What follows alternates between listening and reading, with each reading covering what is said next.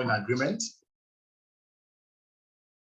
Yes, I think that would be great. Thank you, Richard. We can see your video, Livy.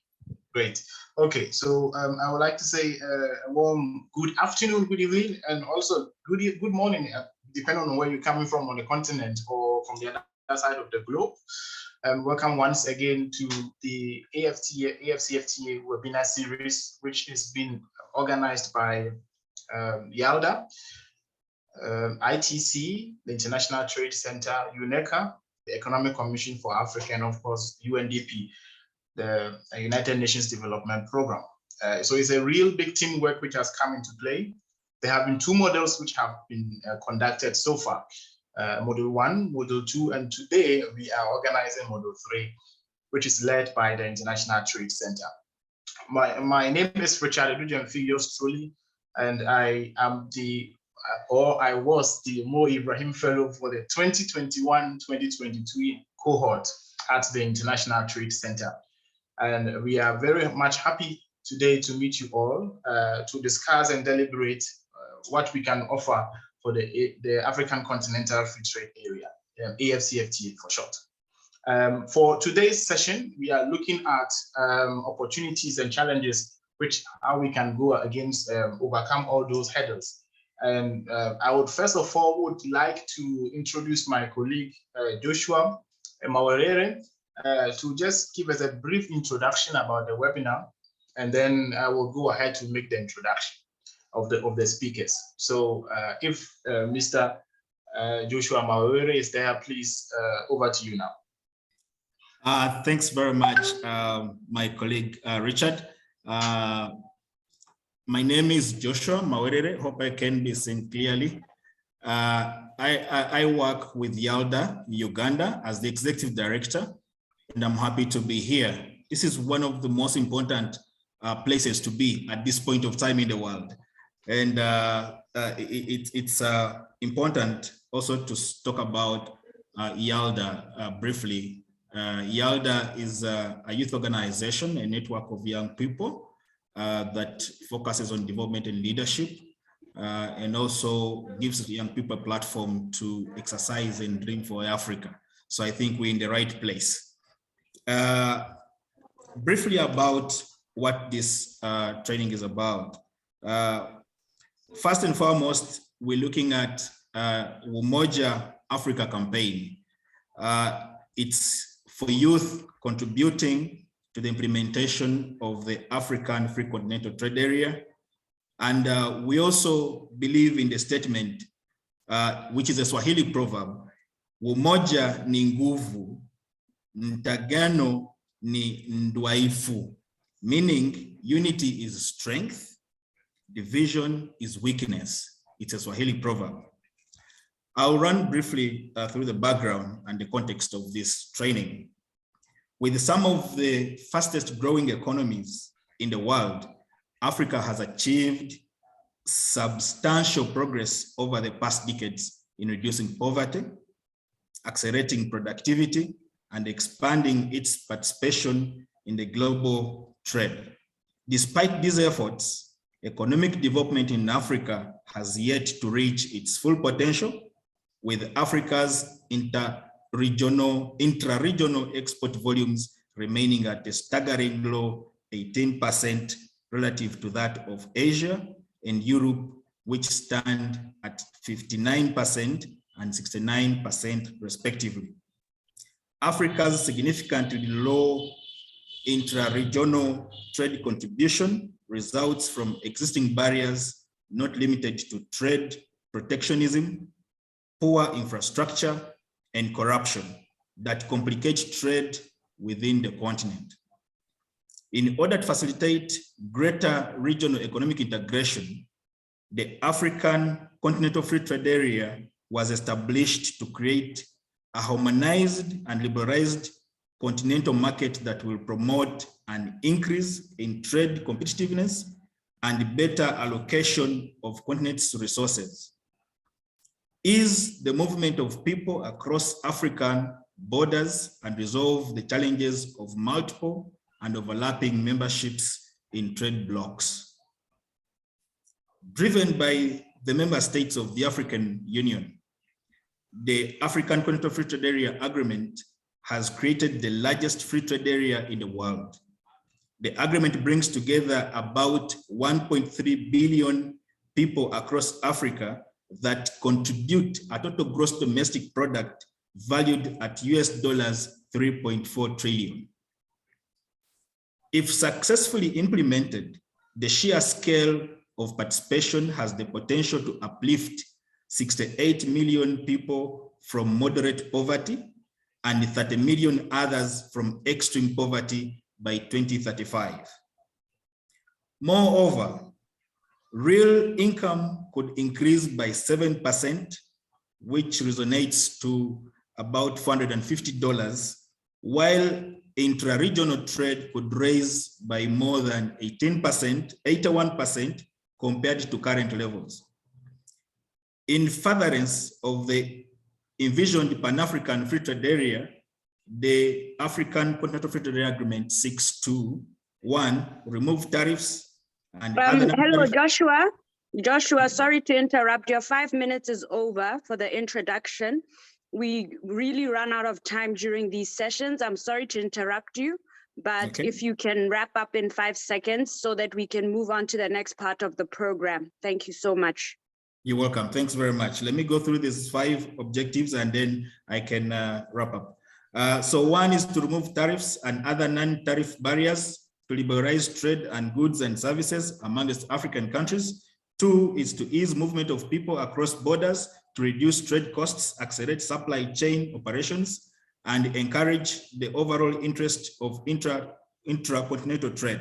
3 is to increase competitiveness of the economies of state parties through the greater use of competitive advantage, diversification, and value chain development.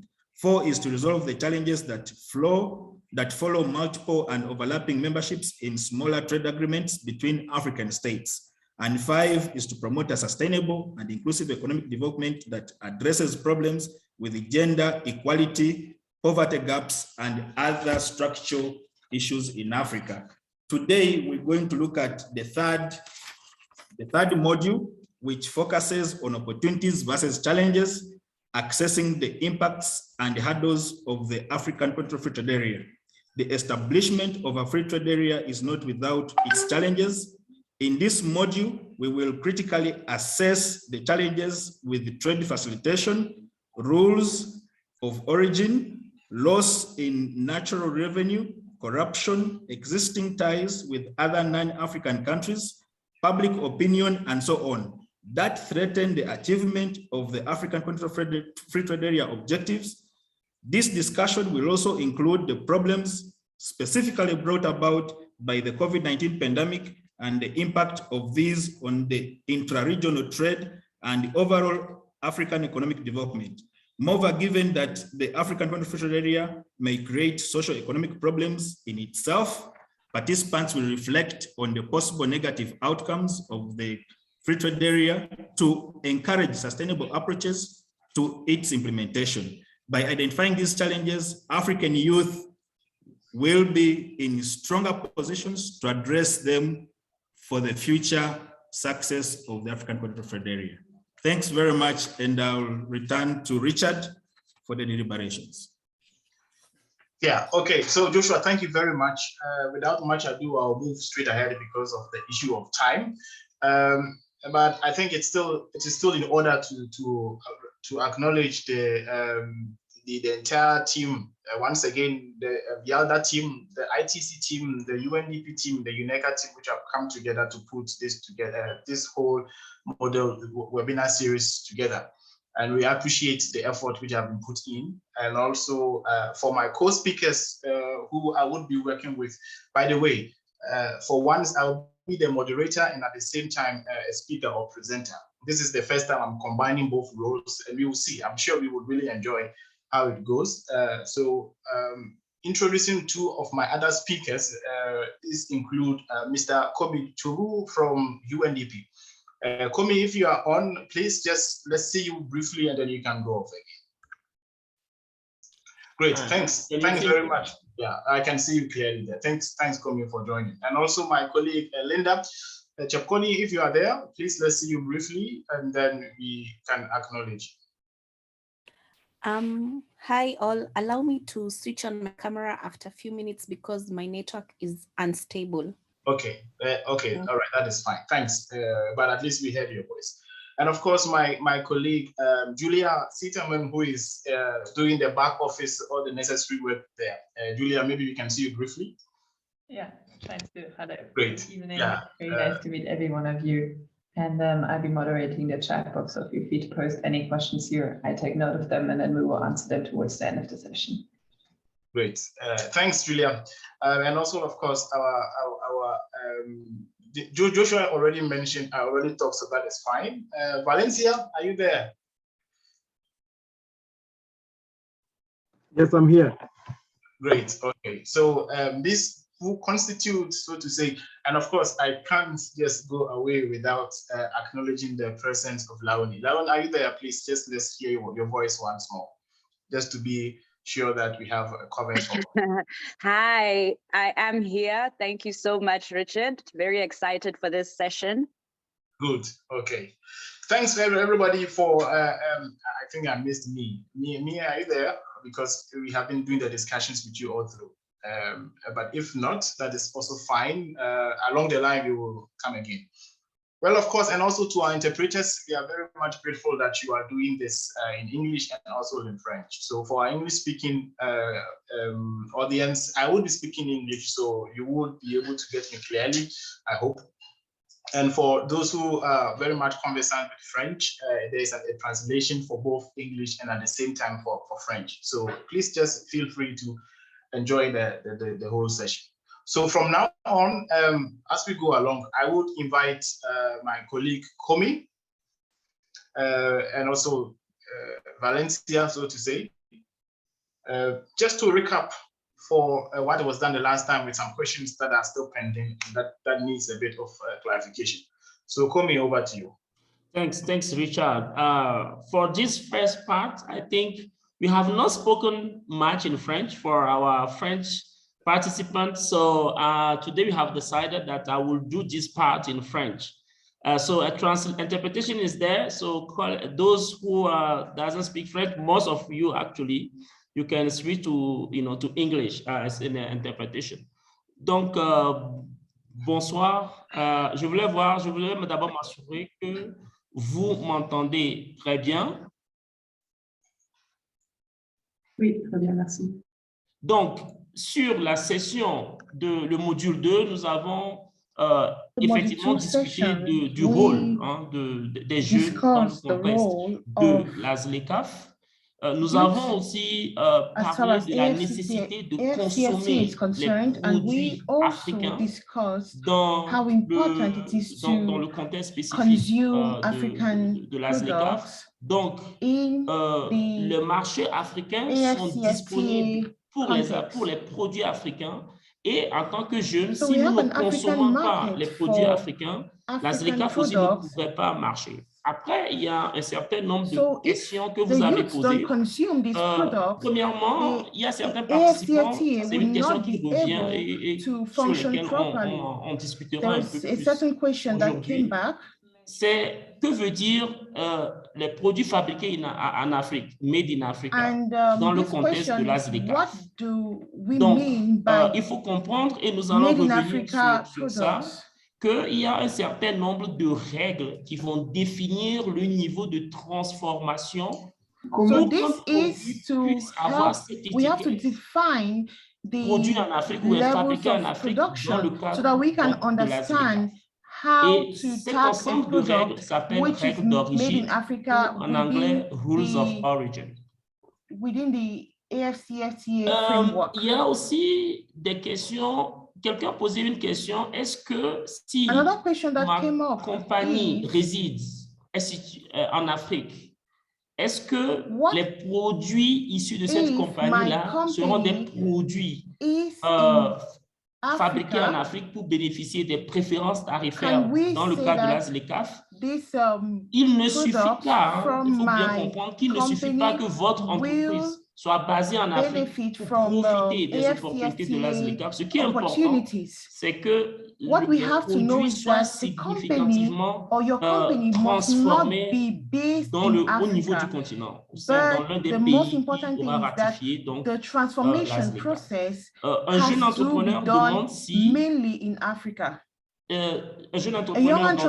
son entreprise n'est pas enregistrée, est-ce que elle est quand même éligible what if his company is not registered? Is this company eligible to benefit from AfCFTA opportunities?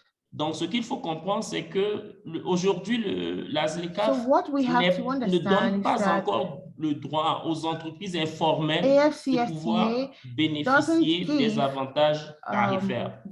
Donc, il faut, en tant que jeune entrepreneur, il faut essayer d'enregistrer votre entreprise dans votre pays pour pouvoir bénéficier donc des avantages tarifaires dans le cadre de l'AfCFTA. You have to register your company in order to benefit from AfCFTA.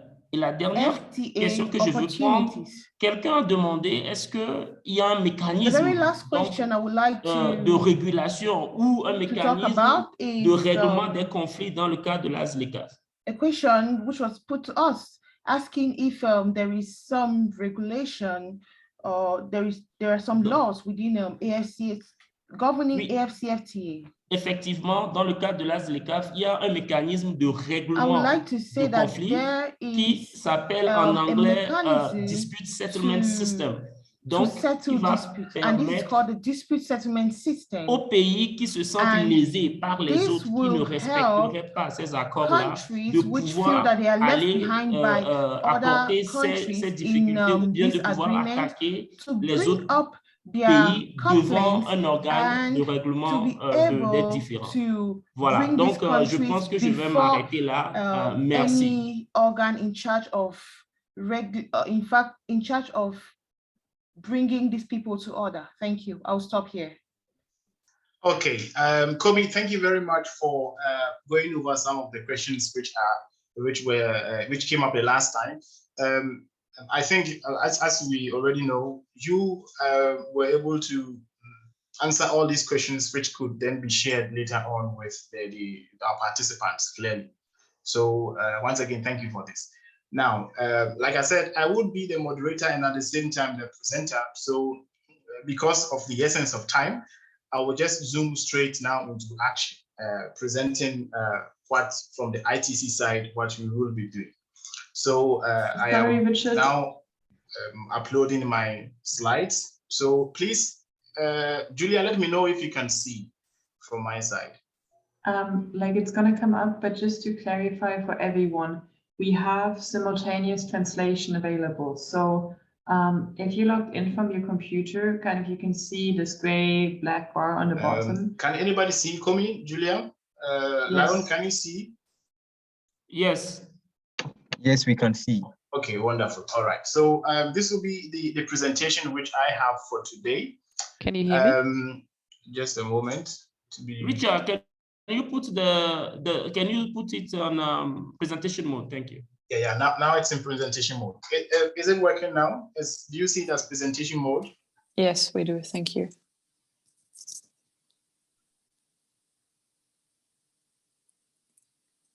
Okay, I need a quick feedback from us if you can see it from a presentation mode. Yes, can you hear me? Yes, we can see it. Okay, wonderful. So then we just move ahead. Now, this presentation, just go back a little bit to see. Sorry. Yeah, so this is going to be the presentation, opportunities and challenges when we are assessing the impacts and the hurdles of the AfCFTA. But interestingly, in this particular presentation, what I think will be very much interesting for us all will be the part where we look at entrepreneurial opportunities that exist in value chains for the AfCFTA. And I would ask you to stay on with me and the rest of my team so that we really grasp or capture the essence of this, the opportunities which are there. And of course, when people go to war, they know the challenges which are there, and yet they still go to war. So by this analogy, I would like to say that in the end, they probably win, or if they don't win, they lose. But in the end, they still attempted something. So as an entrepreneur, if it may so happen that you see an opportunity, it may be obstacled by a challenge, but that does not mean that you should end there. You can assess it and then overcome it. And of course, those who are already entrepreneurs and those who are willing to be entrepreneurs, there are opportunities or there are interesting, I would say, vibes which are there to experience.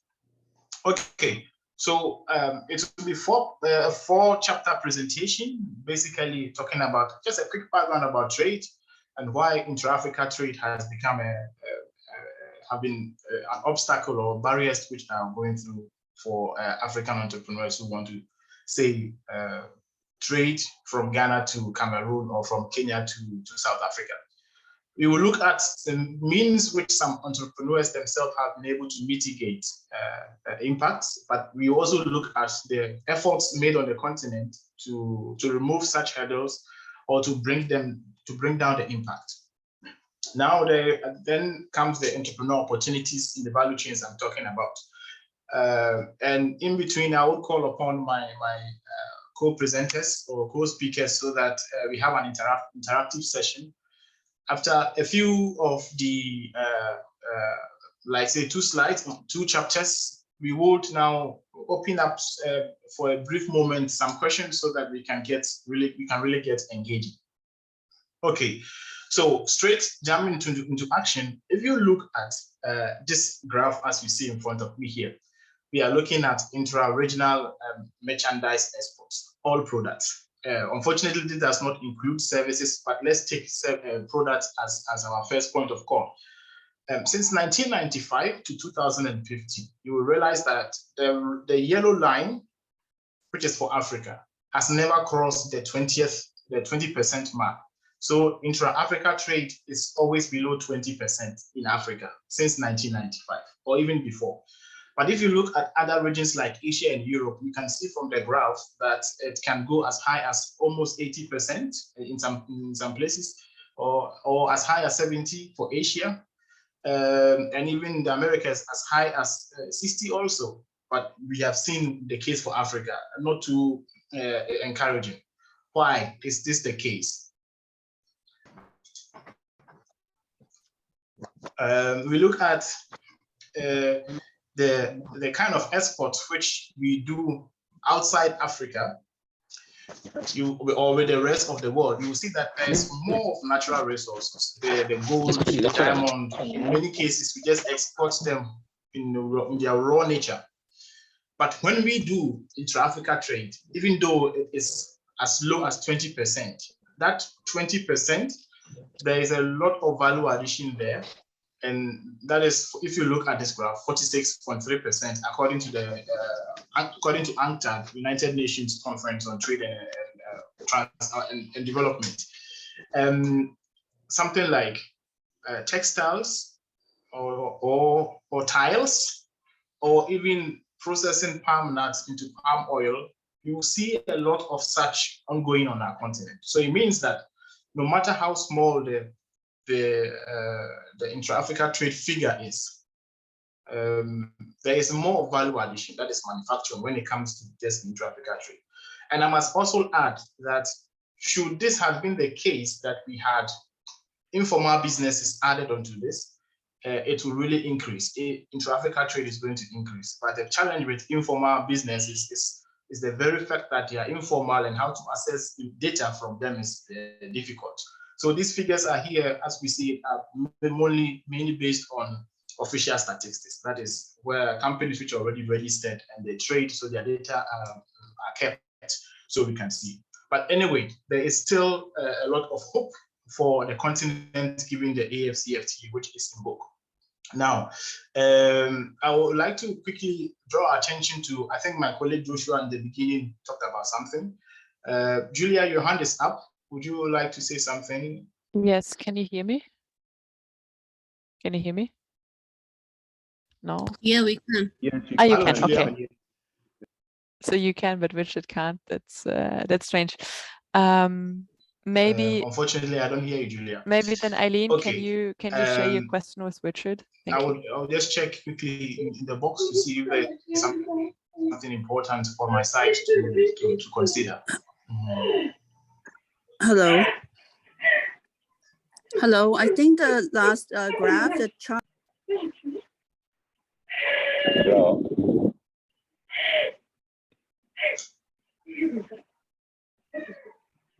Okay, all right. I will go ahead, and then in between, I think we can organize some of the questions when they come in. Yeah.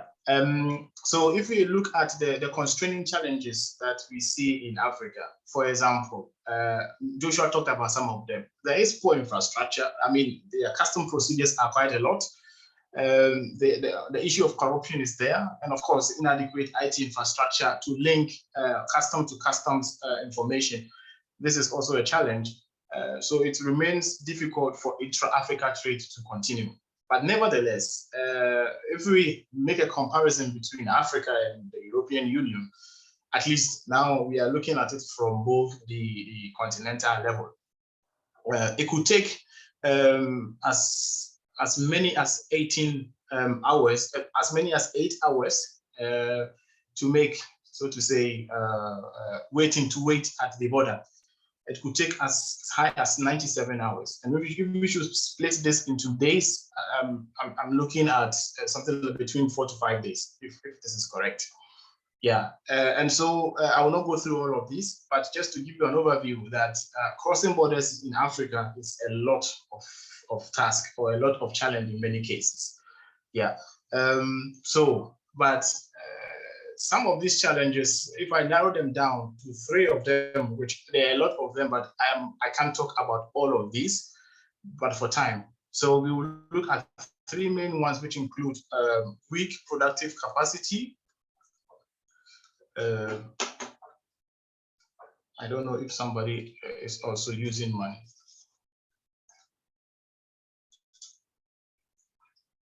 Okay, so weak productive capacities, poor logistics and infrastructure, and prevalence of non-tariff barriers. These 3 I would like us to really consider here.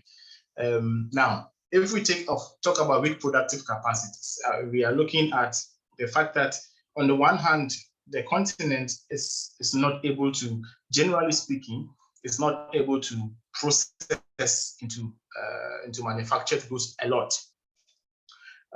When we have to trade outside Africa. For example, in West Africa, Ghana has cocoa, Nigeria has cocoa, Cote d'Ivoire has cocoa. In fact, if you look at the West African belt, it goes as far as to Sierra Leone. They all produce cocoa, but in many cases, they are also exported in their raw form. And by so doing, we have stifled our manufacturing capacity or our manufacturing strength.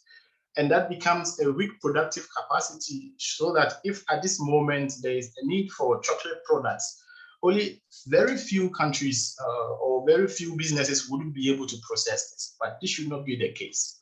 So our productive capacity at this end is really, really weak, I should say. Now, if you look at product sourcing, yeah, let's take a case of ShopRite and local farmers in Tanzania. Was I did some work with some colleagues, and what we realized that ShopRite was operating in Tanzania, but it had to take products which includes fruits and vegetables back from South Africa to sell in Tanzania. And of course, this raised a lot of issues because farmers thought that, or the government thought that once they are operating once ShopRite is operating in Tanzania, they would be able to use Tanzanian products or Tanzanian goods to sell. And the argument was that farmers were simply not meeting the standards which they are looking for. And these standards they are not meeting is basically grounded in the weak productive capacities of these farmers.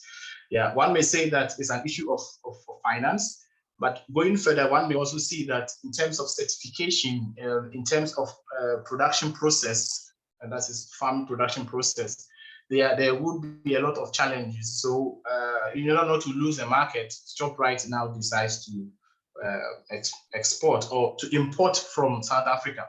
By the way, Shoprite is a South African company which has over 2,400 outlets across the continent.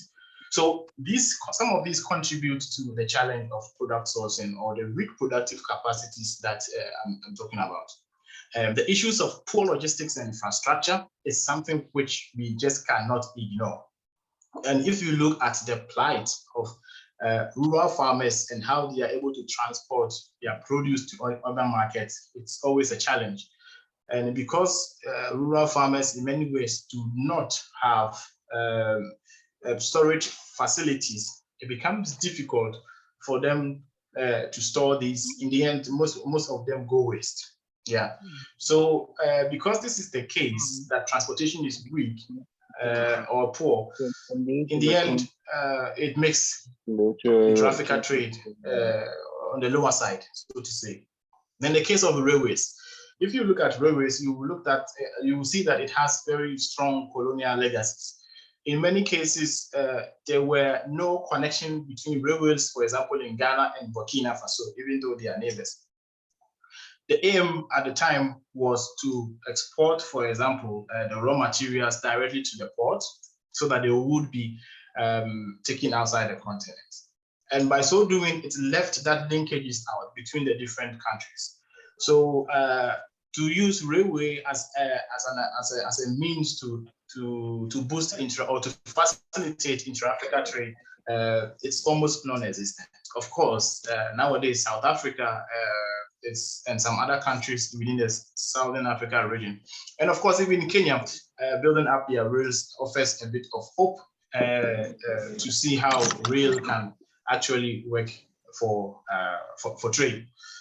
If you look at the EU, I bet you can simply just take a train from Germany through to the next, for say, Netherlands and through Belgium to Switzerland to France, all connected.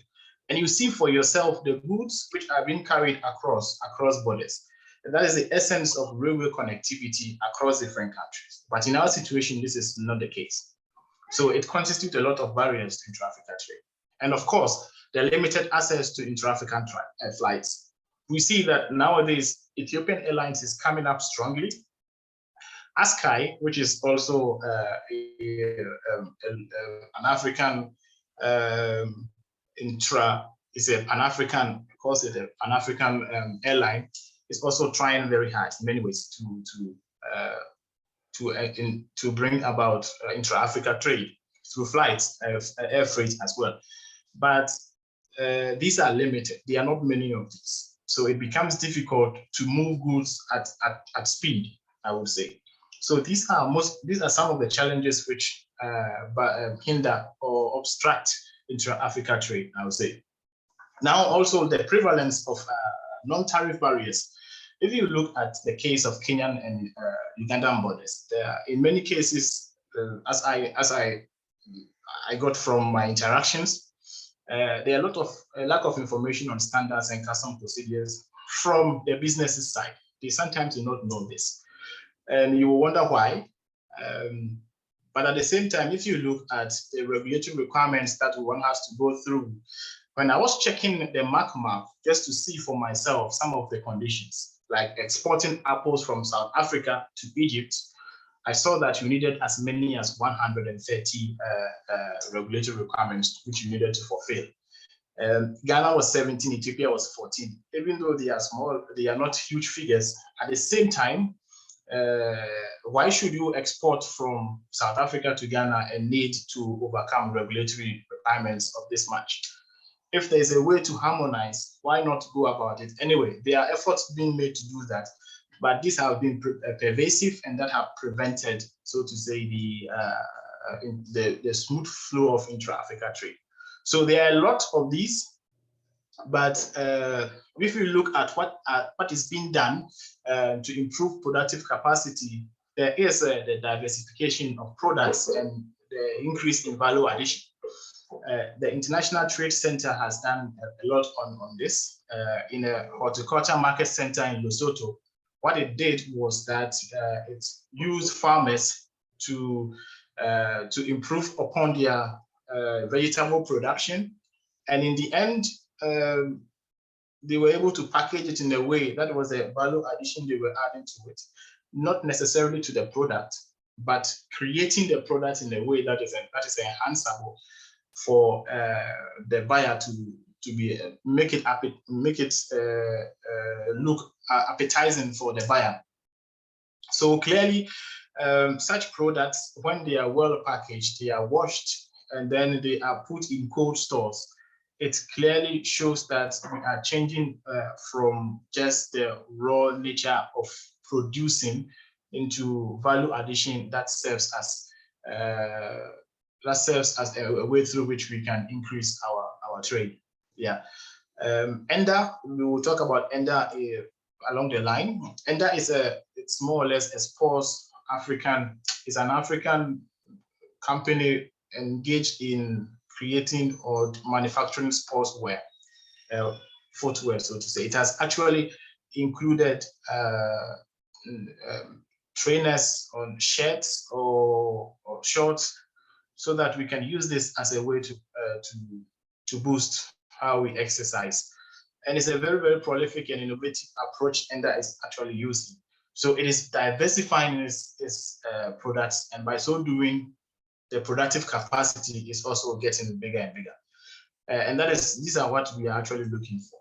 I mean, creating sustainable market linkages where farmers or where businesses buy a lot of products of farmers. For example, in Tanzania, GFP Organics purchases a lot of spices from producers in Tanzania.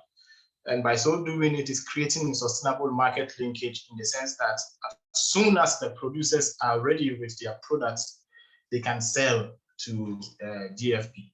And this is a kind of cooperation which they have. So when it happens like that, GFP can process it, that is improving upon its productive capacity, and then also selling it across the continent and outside the continent. So these are ways through which productive capacities are improved as we see it now. By the way, Komi, would you like to come in here, or I should go ahead? No, please go ahead. Yeah. Okay, all right. Now, also looking at how to improve logistics and infrastructure. In many cases, small businesses or even big businesses will not be able to change the infrastructure if it is road nature, because this is more or less a public financing system, or if you like it, a public-private financing mechanism that needs to go into this. But cases of small businesses like Kobo 360, which is a company in Nigeria, is using digital technology to do logistic tracking. It has a big platform where, say, truck drivers who have their cars and people who are looking for such cars to conduct cross-border trade, they can have a look at this. They register, and then they look at the car or the truck. If they are satisfied with it, they can now book it, and then it can be used. So this is where it can be used to conduct trade across different countries. It's in a number of countries in East Africa as well as West Africa. So digital technology is playing a lot of goodwill here. And for me, I think they are some of the low-hanging fruits which we can capitalize on when we don't really have a very, very solid logistic infrastructure in place. And of course, there are a series of trans-African highways also ongoing. You can look at the Abidjan-Lagos corridor. You can look at the Limpopo corridor, sometimes from Cape Town to Cairo.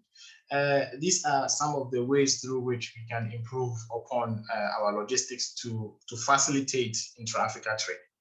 And of course, that common airspace, which have for a very long time become a bane for trade, that is the single African market, transport market. Here, the point is to liberalize the African airspace so that a flight from Ghana can easily, of course, all the time flights from Ghana can easily travel through to, say, Egypt, but it has a whole lot of regulatory attachments to it. But if there's a single air transport, then the flights from Ghana can move straight to Kenya with very little controls.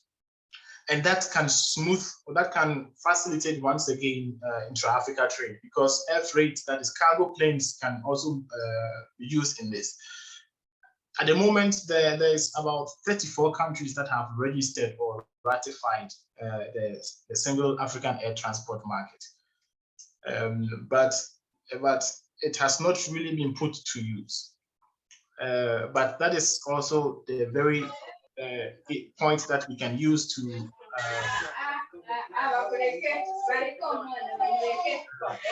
excuse me. Yeah, thank you very much. So we can use the single African air transport system to improve upon intra-Africa trade. Yeah. Okay, so looking at how we are reducing non-tariff barriers, there is the case of the Pan-African Payments and Settlement System, the PAPS. I will not dwell too much on it because there's a whole session by Afreximbank which will work on this. And then there's the African Trade Observatory, which is implemented by the International Trade Center, and also the eliminating barriers reporting, monitoring, and elimination mechanism, which are all in place. Now, for a quick one, the PAPS is simply to say that intra-Africa trade is hindered on one way by the other because there are so many currencies. I think over 40 currencies we have in Africa. And so for one to trade with even 5 countries, they will need, that is why in many cases they change into dollars or euros or pounds when necessary to be able to transact across countries. So what PAPS is simply saying is that you can trade with your own currency, and you can send in your own currency, and then the receiver will also receive the money in their own currency, say Ghana cedis and then Lesotho Loti, or Ghana cedis and Tunisian dinar, or Kenyan shillings. That is how it's supposed to be. And this will help make trade easier, because that element of payment is also very, very, is a very strong barrier that hinders intra-Africa trade.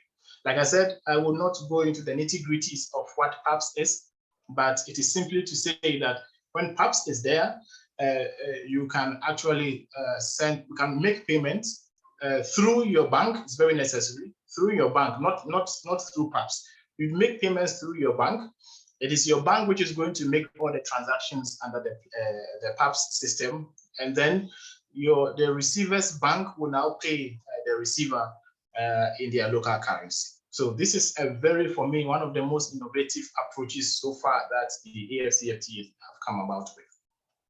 Okay, so there is the ATO, the African Trade Observatory, where you can actually look at markets for products which are on the continent, where the markets are, and where products are needed, where there is export potential. Then you can now have a look and see how you would go about your trade. So see this as a form of trade intelligence, which you can capitalize on. It is still not fully developed, but it is still something you can check. It is developed by the International Trade Center together with the African Union and funded by the EU. But this is an opportunity for all entrepreneurs who would like to look across the markets in Africa to explore and see. Information will be taken from, or is being taken from, different countries across the continent, and they would be fed into this. So you will see the export potential of say chocolate or chocolate products or textiles or a product in particular in a third country. So take advantage of this and then use it. And of course, the mechanism which normally helps to report trade barriers is also in place. Say I am exporting to from Ghana. I use the example of Ghana because I'm a Ghanaian national. That is why. Okay, Linda, I will just ask you to come in a moment. I am exporting from Ghana to Kenya, but unfortunately, I'm experiencing some challenges. What this helps me to do is that there is an app called the tradebarriers.africa. I will report this, and then the centralized system will pick this information and send it back to the my country, where I reported of the barrier. They will try to work this out, and you will see in real time how this is being worked out. Then when it is completed, a notification will be sent back to me that the hurdle or the obstacle has now been overcome, so I can go ahead to make the transaction, or I can go ahead to make the trade. And in a situation where this is not possible, like Komi said in the beginning, it will be referred to the dispute mechanism. So dispute settlement mechanism. So these are some of the ways to which the continent is undertaking to overcome some of the challenges of intra-Africa trade. And I encourage us all as entrepreneurs or as startups to make this, to use this in particular. Okay, Linda, please come in. Mine was just to add on to what you were saying about the African Trade Observatory. What I'd also like to add on it is that if you go to the website right Linda. now, can you hear me? Am I audible? Okay, yeah. Then I think I can hear you. Linda, can you hear me? Yeah, I can. Linda, we can hear you. Go ahead, please. Okay, I wanted to add on to what Richard was saying about the African Trade Observatory. Okay, all right. Linda, then maybe you can come in later on. It doesn't matter, but you can still come in. Now, at this point, I would like to throw in 1 or 2 questions to our audience, and let's quickly just make it a short, up to 5 minutes discussion to pick your understanding of the challenges we see in Africa. What in your view is the most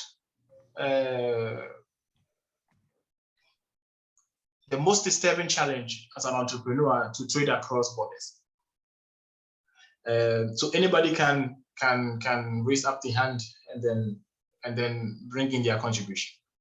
So the question is, what is it that is the most pressing challenge? Yeah, I think I see Mr. Emmanuel and Sam Profi. Yeah, please, Emmanuel, coming.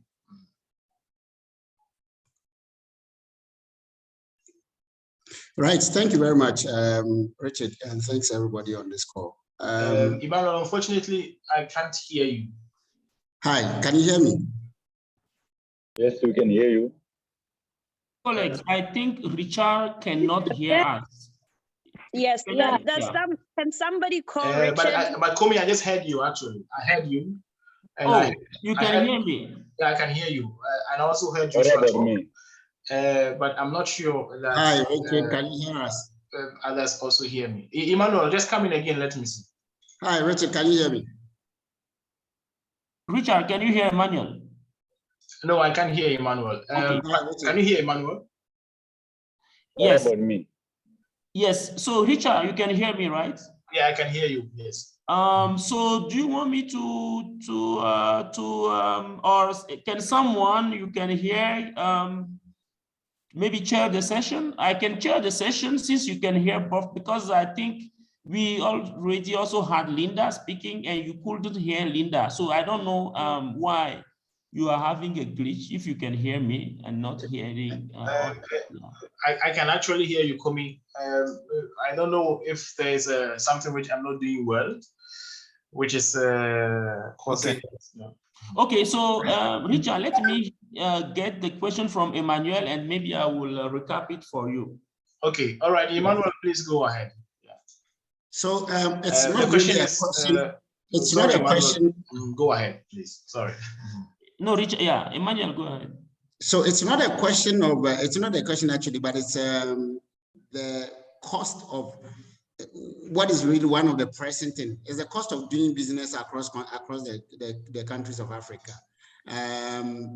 I say this because my company, Trotro Tractor, currently works in six African countries. As I'm speaking from Abuja. The cost of even making calls alone or receiving calls alone from a Ghanaian number here in Abuja alone, it's almost more than $1 per minute. So apart from the logistical challenge, the cost of doing business within Africa. It's not only the physical borders alone, but also infrastructure-wise, it's crazy. And those are some of the things that is hampering businesses from progressing or from leapfrogging from wherever we are. So I believe, for me, that is one of the key issues that we should be looking at across our trading borders or trading countries. Thank you. Thank you. Komi, now I got it. I think for some reason I'm able to do something and it's now. So thank you. Okay, please go ahead then. Yeah. Ima, thank you very much for this insightful thing, because these are some of the nitty-gritties one will not get unless we talk in many cases with the entrepreneurs who are on the ground. Yeah, so this is a point which has been noted, and we will look to see how we can carry this forward. Yeah. Okay. I think, Linda, I'll allow you, because for a long time your hand was up. I think you can hear me now. Mine was just to add on to what you were saying about the African Trade Observatory platform. What I would like to tell entrepreneurs or people on this call is that one of the best things about that platform is that whatever product that you're trading in, it gives you the HS code that is needed for you to trade or to export under AfCFTA. So if you can interact with the platform, also the documentation that is needed by the country where you're exporting your products to, it's also on the platform, as much as it's not complete, but there's wealth of information on that. I'll send the website to the Trade Observatory platform so that you can go through it, search your products, whichever value chain or whichever line of products that you're in, then it can enable you to understand how the African Trade Observatory platform is operating. Yeah. Okay, Linda, thank you very much. Now, mentioning the HS codes, for some of us, it is for entrepreneurs, these are things which you need to know. The harmonized system, which allows for a particular product from your country to be seen or understood when it is being moved from, say, Kenya to Tanzania or from Kenya to South Africa. Exactly. And the ATO, which is, has all these there. So if you are looking for karité nuts or shea nuts, as it is called in that, you look for the particular HS code, and then it will help you locate the particular product. And then what is all around it, the regulatory framework which you will need, the regulatory requirements you need to be able to export. So thanks very much, Linda, for bringing this in. Okay, the truth of the matter is I don't really know who came in first or not. Julia, I don't know if you can help me. Otherwise, I will just speak from the list. I will take two more and then we'll continue the discussion later on. Will it be okay to take Joseph Wekesa and I think Caleb? Yeah. Thank you very much. Can you hear me? Yes, please go ahead. Thank you very much.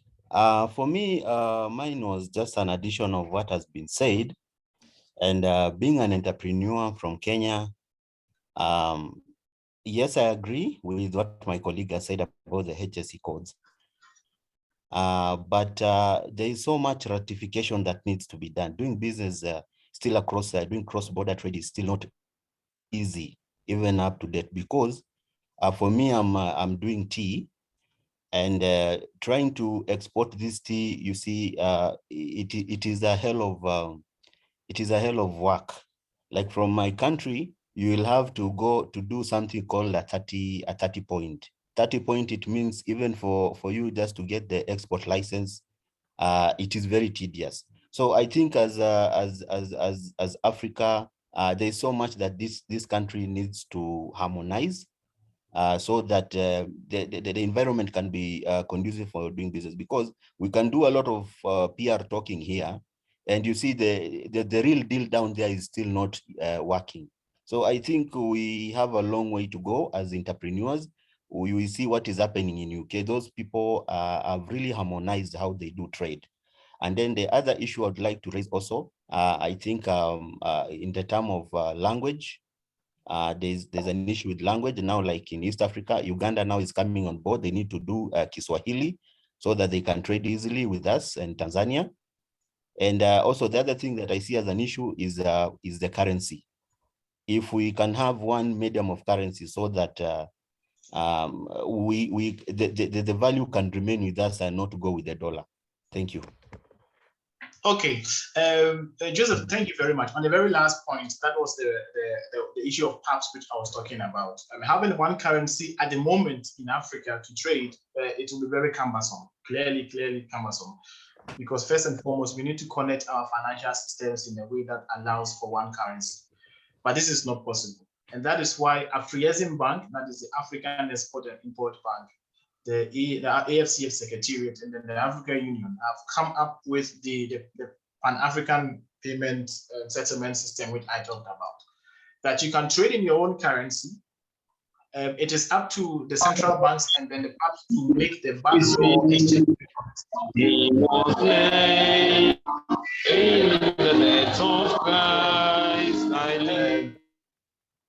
Excuse me. Please, members, can you mute your microphones? If you don't have the permission to speak, please do us a favor and mute your microphone, and also put off the videos so we can have clear internet. Thanks very much. Thanks. Okay, so that is the whole idea. You trade in your own currency because that is what we have, but we don't have to all rush to go buy the dollar, which puts a lot of pressure on our local currencies. And that helps us to trade. So yes, that aspect is also ongoing. The issue of language, I clearly agree with you. We need to have that medium. Of course, English is there, French is there, Portuguese is there, but you will see that in certain areas, use of Swahili in East Africa and some parts of Southern Africa, it's very loud up. And these are some of the ways through which we can improve intra-Africa trade, I would say. Okay, all right. I do have quite a number of names, but I have noted them down here at least. When we get to the discussion time, I will call you back so that I do not sound too biased at the moment. But I think I will call just the last person I had seen, Caleb, if there is any point you want to say here. All right, thank you very much. Can you hear me? Good evening, everyone. Good evening. Go ahead, please. All right. Thank you very much. This is Caleb from Nigeria.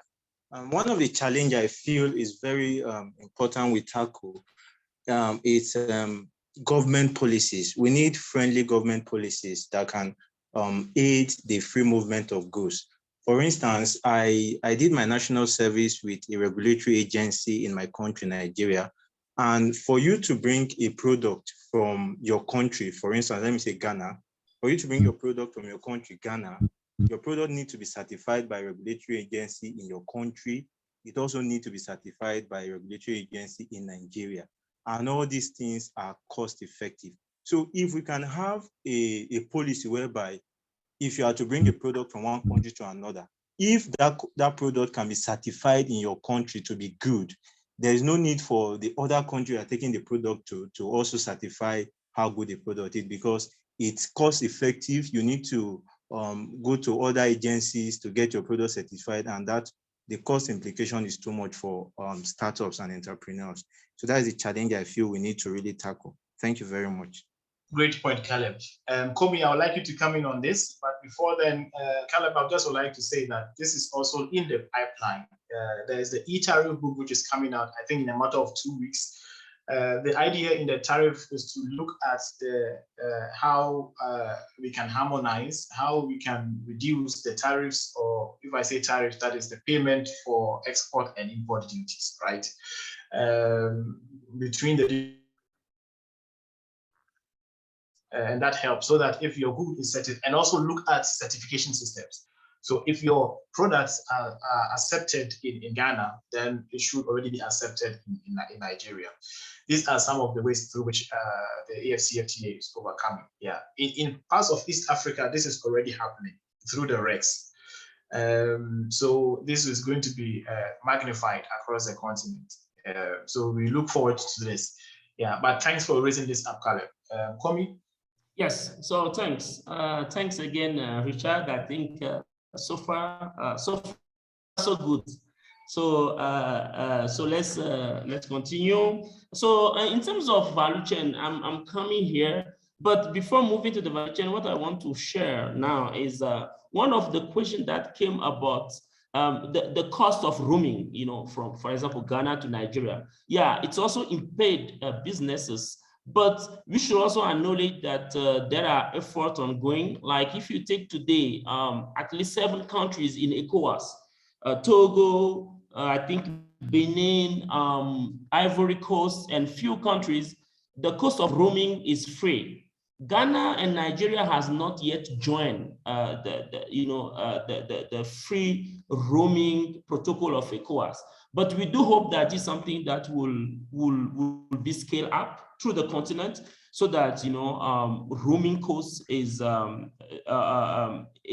equal to 0 at some point. So glad at least 7 countries have started. So let's hope this will continue. Now, I think when it comes to trades or even consume made in African product or move people, it's also important to understand the concept of the value chains and how the AfCFTA can impact each segment of the value chain. So because I've worked on cocoa bean market for many years as well, what I want to show here is the value chain, but give an example of cocoa. For instance, when we consider the value chain, that comes from where? From sourcing, for instance, the raw material till the consumption phase. So if I take the case of cocoa to chocolate, I need to supply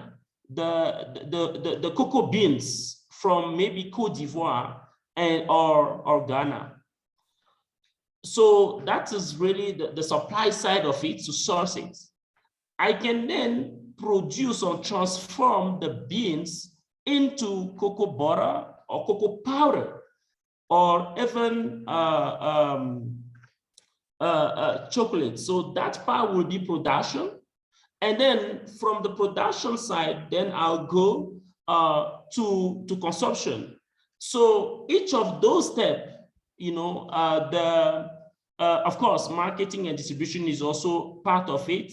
All those steps will include, the FCF can be mainstreams in those all those segments of the value chain. So for instance, if you are based in Uganda, you produce chocolates. What do? You can import the cocoa beans from, for instance, Ghana and Cote d'Ivoire. And because the 2 countries have also ratified the agreement, you are sourcing within the continent, within the AfCFTA zone. Then the cocoa bean you import from those countries into Uganda, you will have a lower tariff compared to cocoa bean you will have imported, for instance, from Brazil. Now, when that cocoa bean is transformed in cocoa butter in Uganda, that same cocoa butter can be shaped or can be shipped or exported into South Africa duty-free, because it has been transformed significantly in Uganda. Then you can maybe market it there, distribute to your network, and then to the final consumers. So that is really what we should think of when it comes to the AfCFTA, to thinking of where can we find, or which segments of value chain can we position ourselves as entrepreneur. Now, it's also important to look into the consumption side of it. I can just be a consumer from South Africa. So if I import chocolate that has been processed fully in one of the AfCFTA countries, then that chocolate will then also enjoy preferential tariffs, which are lower tariff. But if I'm in South Africa and I am importing my chocolate from Brazil, so that those chocolate from Brazil will not have been processed within the AfCFTA market and will not enjoy those preferential tariffs. So at least what the AfCFTA is giving by, within the value chain by sourcing raw materials or processed food within the continent, it's that tariff advantage. But of course, it's not enough.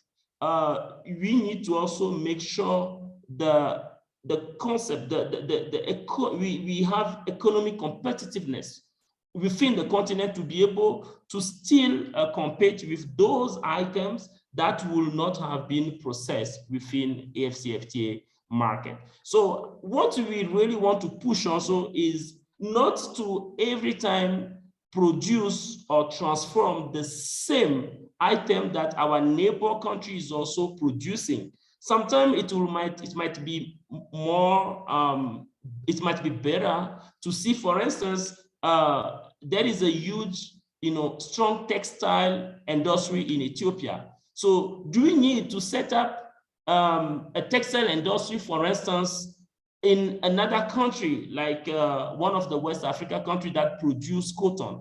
Shall we then maybe produce cotton yarn in West Africa and ship that yarn to Ethiopia that could further process the yarn into the textile value added? Yeah. So that is the concept we need to be thinking of when it comes to the AfCFTA. So Richard, these are the points I wanted to raise when it comes to the regional value chain within AfCFTA context. Thank you. Okay, Komi, thank you very much for bringing this up. And once you have used the cocoa beans case, what I will do is that I will not dwell too much on the agri side. Just to sum up, you have talked about the fact that the value chain looks at where there is supply, where there is production, where there is distribution and consumption. This can take place across different parts of the continent. Like Komi said, there shouldn't be the case where countries are producing the same thing. Of course, they may, but it could be done even under strong cooperation. This is tough because at the same time, this is for many countries their competitiveness. But it is also something which I must add that Afreximbank has actually put, they call it an adjustment, AfCFTA adjustment fund, which is a $1 billion facility to help contain some of the losses that may come in because some sensitive products or products which are competitive for countries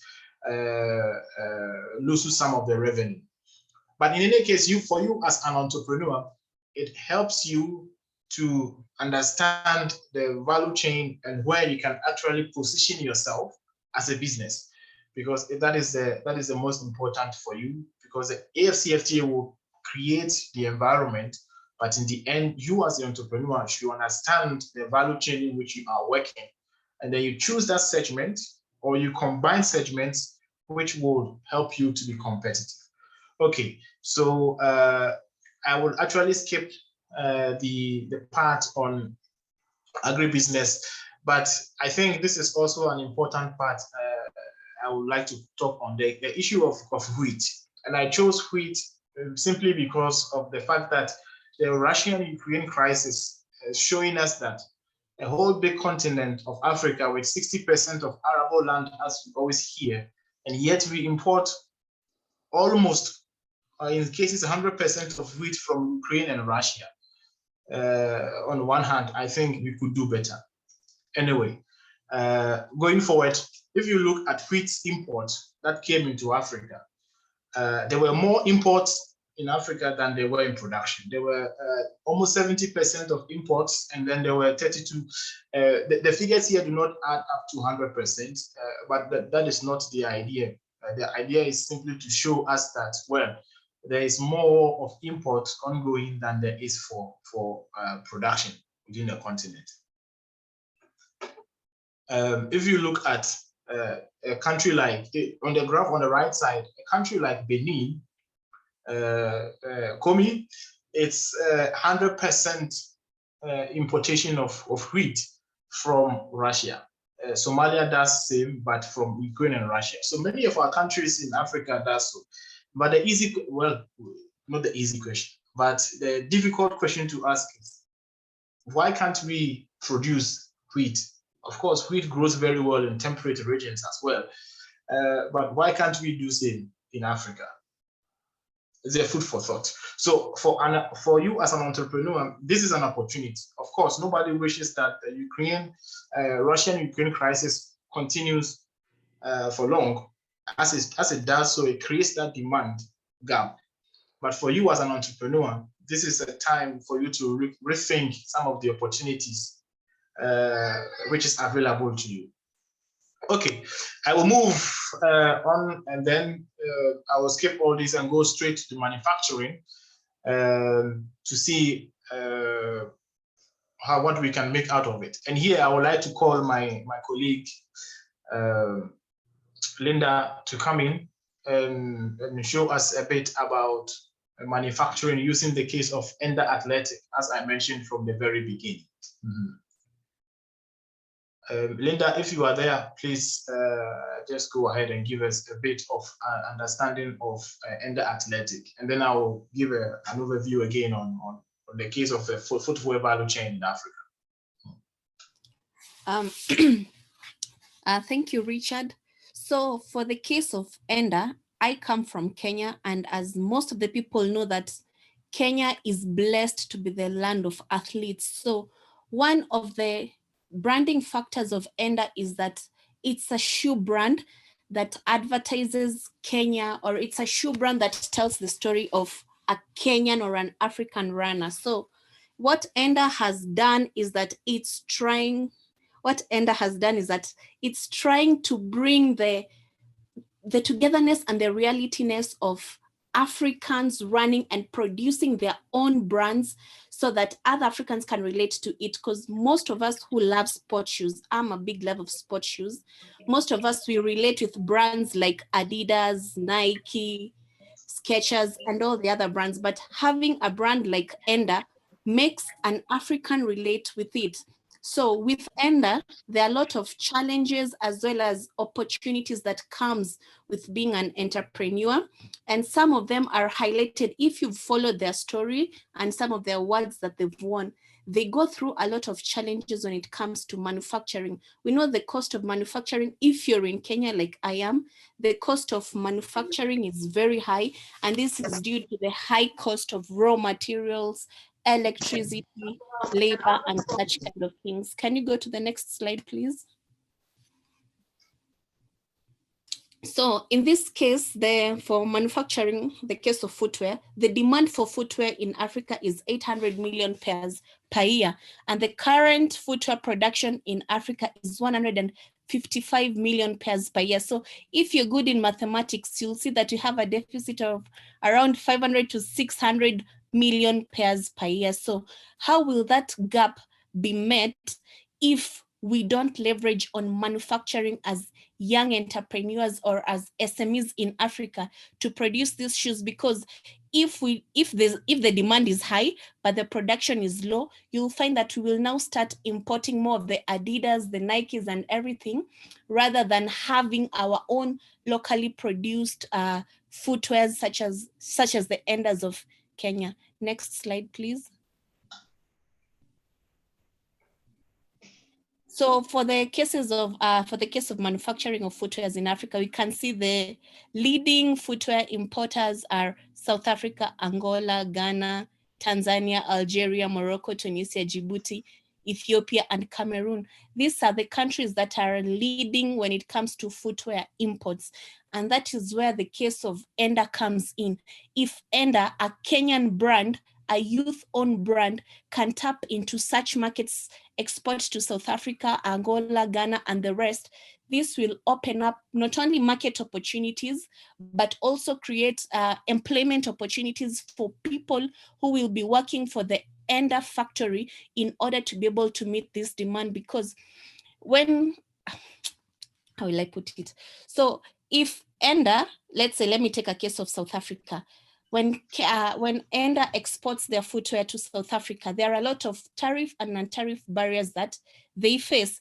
So this is what makes exporting such a kind of footwear to other African countries very hard, because the logistics that they experience, the tariff and the non-tariff barriers that they experience when they want to tap into these 10 countries is really hard. That's why you'll find that such countries prefer importing footwears from, let's say, Italy, Turkey, America, or China, as opposed to an African brand tapping into this market and exporting to those countries. Even Ethiopia is very good in shoe manufacturing, and I'm shocked that they're one of the top footwear importers in Africa. So if such tariff and non-tariff barriers are removed from African countries, then you can get the giants of Africa who are good at shoemaking, such as Ethiopia and Kenya, tapping into these markets. And trust me, this will create a lot of jobs, as well as open a lot of opportunities, both for market access,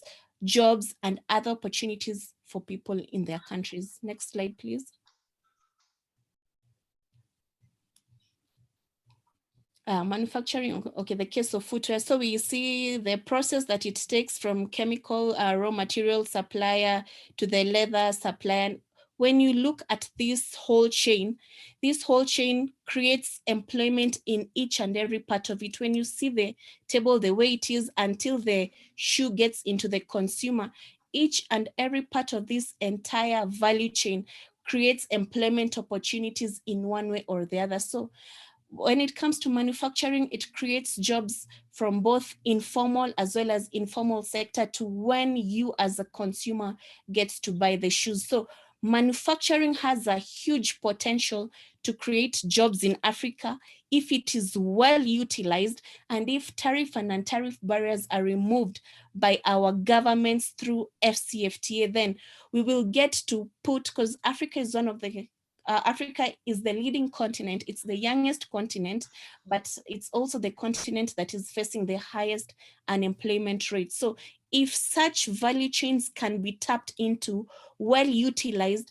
and the entrepreneurs can get to tap into the intra-African trade markets, then we will have a lot of jobs being created in each and every sector of this. Next slide, please. Okay, Linda, let me just comment a bit on here. Okay.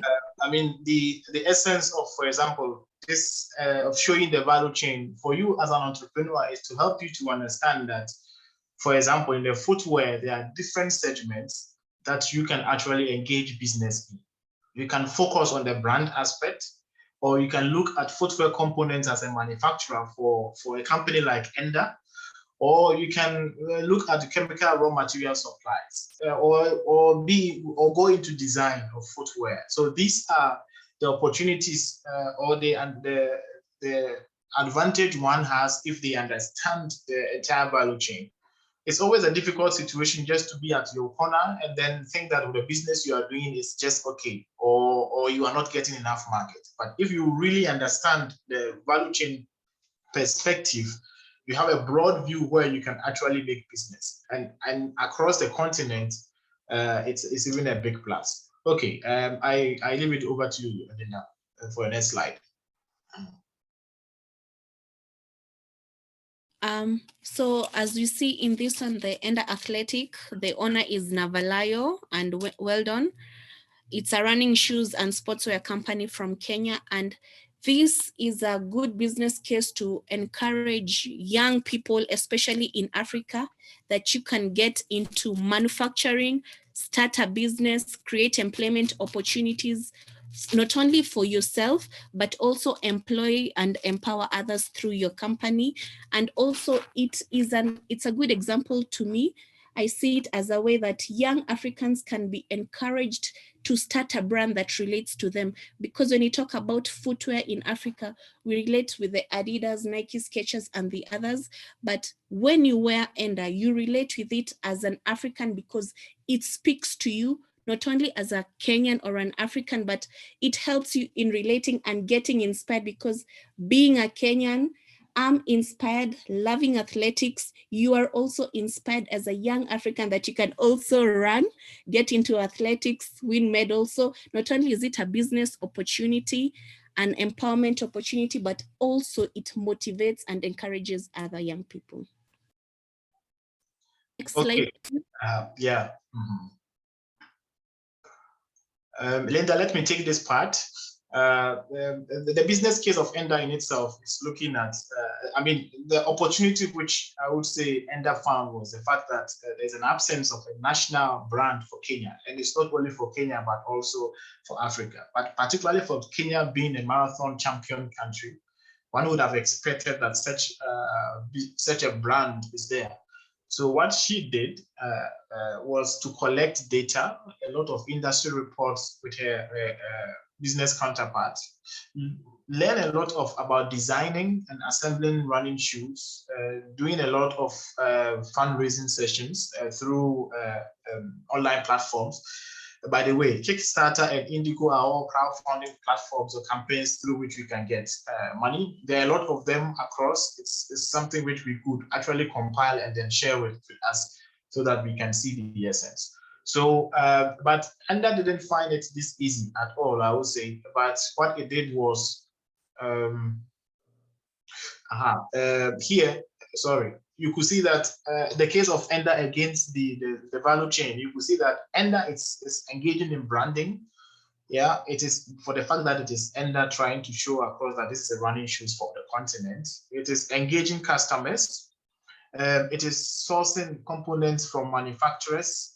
So and actually consumers are also contributing, or they are co-creating to the brand ENDA. That is, they also sometimes bring about some of the designs or comments to make the ENDA product a better one or a very competitive one.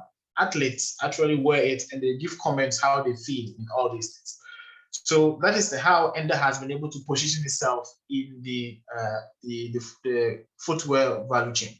So clearly, as an entrepreneur from your side, once again, you could look at the value chain. This is only for footwear. You could look at the wheat we talk about. You could look at cocoa. You could look at all the others. And in the end, you would be able to situate yourself and position yourself for the AfCFTA market. Okay, Linda, I think I will work on this and then you will continue so we can now gradually bring it to a close. So the success actually which made ENDA was the fact that it combined a lot of local and international supply chains. It has a supply base in Nairobi and at the same time also in China. The fact that it uses that innovative source of funding, that is the crowdfunding, to gather money helps. It has an assembly line with 18 employees. For me, this is a success for a small business. And the many newspapers we find on our continent, which are thrown away, ENDA is using them as packaging material. So she's finding use again for products of other value chains. It is engaging in product branding, which is a very key component of success nowadays. And then she also has this aspect of corporate social responsibility, where they champion women and youth and differently able. And I like the word differently able because it moves away from the very well disabled people. Because they are not disabled, but maybe they are able in a different way. So this is what makes ENDA a success. But it has never been smooth for ENDA. The challenges which ENDA faced. There was difficulty in accessing funds through the banks, but the mitigating strategy was to look for a source, that is the crowdfunding. Before, ENDA wanted to look at 32 countries where they can have logistics and markets, but this was proving too difficult for a young company. So they decided that they will focus, and focus is a very key component for you as an entrepreneur, because otherwise you will dissipate your energy and you will not be able to make optimal use of your skill for a particular product.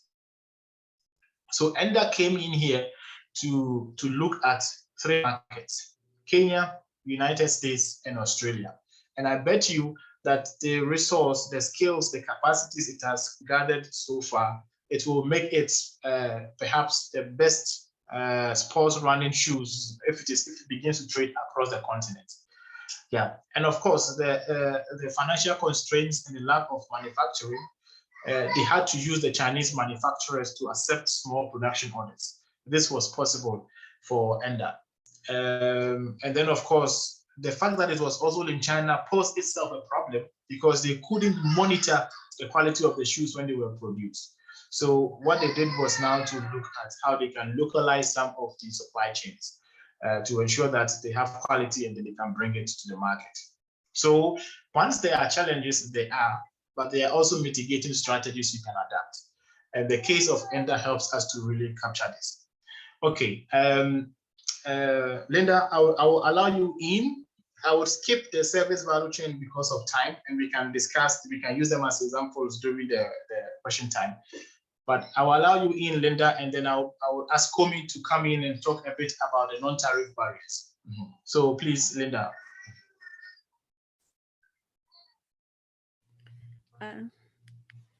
So for the services sector, for the okay, in conclusion, first for the ENDA, as you've also concluded it's been good.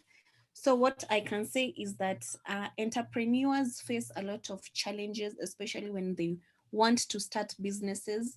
And this is one of the things that hinders or will hinder a lot of young entrepreneurs from leveraging on AfCFTA, especially for the trade in goods and services. So like for the ENDA case here, the difficulty in accessing funds through banks, they can do crowdfunding, which they've been doing. Also, other young entrepreneurs can leverage on it to do that in their countries. There are various crowdfunding platforms that people can take advantage of, like the GoFundMes and everything. So that's one of the strategies. Also, distribution difficulty and inadequate logistics for 32 countries. As I had listed, as I had said before, distributing or logistics when it comes to intra-African trade is very expensive, from shipping to air freight and such like things. So such things that young entrepreneurs can do is that they can refocus on three biggest markets. Like for Kenya, there's US, there's Australia, as well as Europe, and also our neighboring countries in the Eastern African countries. You can start with it, learn from it, and you can also get to look for distributors online or people that you can partner with in order to help in selling your product or their brands in in the countries that they're in.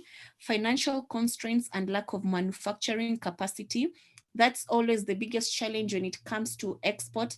Financial constraints because of when it comes to export, the orders that are always needed are in bulk, which is always tons and containers. So what young people can do is that they can come together, synergize, and do exporting together as one, or they can look for someone who has the capacity to supply. Let them supply that order, then you will see how the both of you can get to pay each other. So when you're getting into export, financial constraints and manufacturing capacity is what you should always have in mind as a young entrepreneur, so that you're not given an order, you cannot supply, then that order is cancelled, then it messes you up. Also, when it comes to inability to monitor quality of shoes not produced in Kenya, that is very hard, because today or these days we've seen, like in Kenya, we have the Maasai market where we have very nice Maasai shoes, and you'll find that the Chinese are producing the same kind of shoes and exporting as made in Kenya, but it's from China. So how can we get to monitor the quality of shoes that is being produced in Kenya? Not because you cannot even control the Chinese, because they have the machinery, they have the capacity, they have the manpower, the money and everything to supply the same kind of shoes, which maybe a Kenyan entrepreneur has been told to supply, let's say 3 containers of Maasai sandals, but they can't. But if you give a Chinese that order, he or she will be able to supply those shoes. So such kind of things we can see, the governments of the different African countries can see how they can localize the supply chains to ensure that the quality of a made in Kenya shoe or a made in Kenya kiondo or a made in Kenya bag or whatever is still being made by Kenyan, being tapped into it through the rules of origin.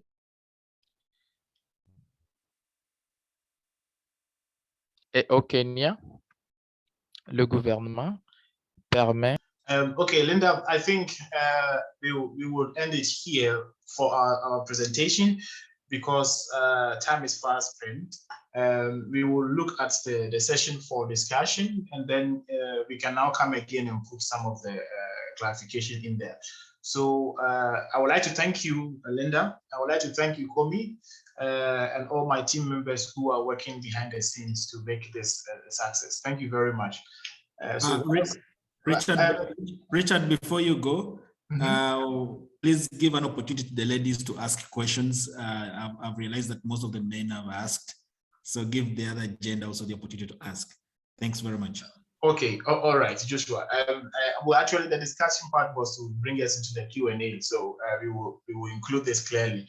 But Komi, just be on standby because I realized that you wanted to do a 2-minute, but not now. And when we have taken quite some questions, then you can go ahead. Okay, so but Joshua, they also prompt us that there's a poll which needs to be done by the participants, so they can check it out. Yeah.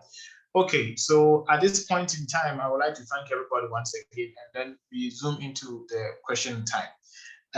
I don't know who would be the ladies which Joshua talked about to give us the questions. We are waiting. But before then, I think Julia can help us with some of the questions. I see that there is the question, how are we looking at growing the best business ideas and the best products, but those that are truly sustainable, and protect the environment, people, profit, and planet. What are the views on intra-African trade supporting meritocracy? The rationale that supports this. Well, I would say that the best business ideas are always those which are well thought through and then being practiced. You think about the business and then you manifest it. Now we are in a situation where the environment, sustainability are all part of business making. So whilst you as an entrepreneur, you go about your business and you create your ideas or you create your business ideas. Make sure that all these are part of it, because I can bet that in the not too distant future, one requirement will be in Africa, one requirement will be whether your product is sustainable or whether it protects the environment.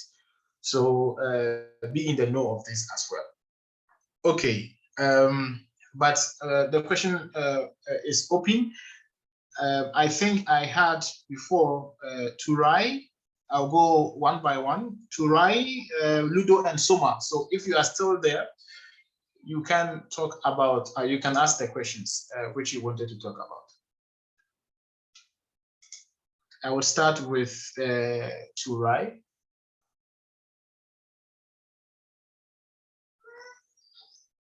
Okay, Turai is not there. Then I'll go to Ludo. Is Ludo still there?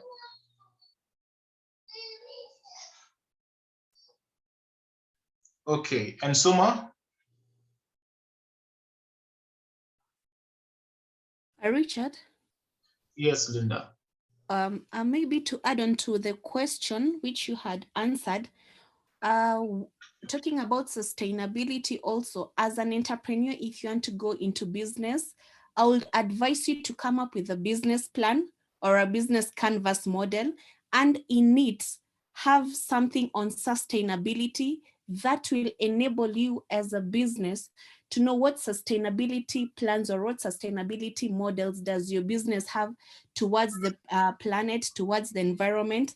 Because as much as our governments will do whatever they will do, go for meetings and everything, come up with policies, but you as a business must have your own sustainability plan and model. So come up with a business plan as well as a business canvas model, and that will guide you on how your business wants to contribute positively to the environment and to the planet. Okay, thank you very much, Linda. I think I received one question from colleague Julia, which is saying, so for example, what practical strategies are being employed at the regional level or within the AfCFTA framework to address the issue of financing? This is a very laudable idea, and I think a very laudable question. And I think before I go through, I answer this, I would like to give the floor to my colleagues, whether Komi, Linda, you would like to say something on this before, on the issue of financing. If I can come in, can you hear me? Yes, Komi, please go ahead. Now, on the issue of finance, you know, the AfCFTA trade agreement, you know, unfortunately, doesn't come with a package for funding, but the Secretariat is working toward establishing a funding facility for SMEs. We were also in Cairo during the annual meeting of the Afreximbank, Africa Import-Export Bank, and from some discussion, they are thinking of opening a kind of bank or supporting a bank for SMEs.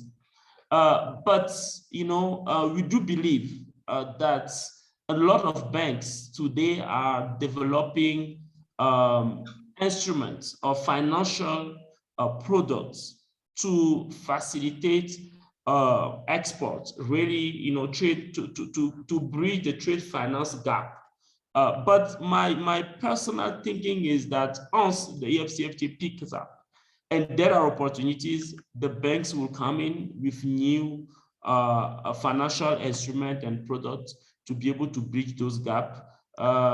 Yeah, it's not an easy one, but I think Linda also spoke about the possibility of crowdfunding, which is still being used by a number of young entrepreneurs across the continent. Thank you. Okay, thank you, Komi. I think this question on financing, and that was really my point. Banks are still looking for collateral, which small businesses or startups are unable to provide. Instead of, I always make this argument, instead of looking at the cash flow, which shows the kind of money, how money goes in out into their businesses, could be a way.